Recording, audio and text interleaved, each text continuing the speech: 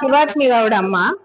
அவருக்கு ஃபர்ஸ்ட் எது சொன்னாலும் கேட்கவே மாட்டா. கேட்காம இருக்கிறதுக்காக நான் ஸ்கூல்லே சேர்த்துனேன். எதுவுமே கேட்க மாட்டா. சரி ஸ்கூல்ல சேர்த்தா ஏதாவது சொல்றது கேட்பான்னு. அதே மாதிரி ஒரு 1 month 2 monthல அவ நம்ம சொல்றது எல்லாமே கேட்க ஆரம்பிச்சுட்டா.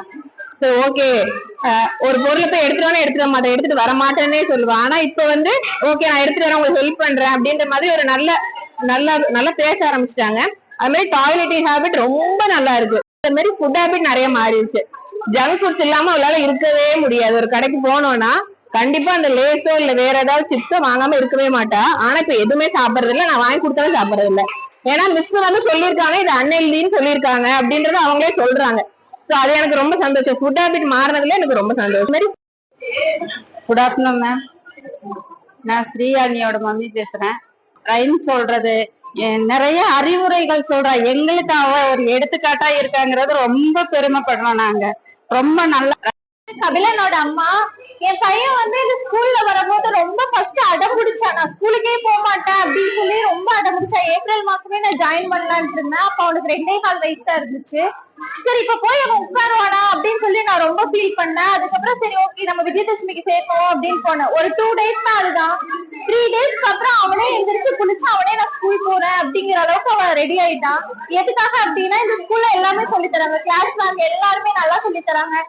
வீட்டுல மேம் ஒவ்வொன்னா பக்கத்துல இருக்க குழந்தைங்களுக்கு ஒன்னா சொல்லி கொடுக்குற மாதிரி இவங்க அக்காவுக்கு இவன் சொல்லி கொடுக்குறான். எனக்கு ரொம்ப பெருமையா இருக்கு.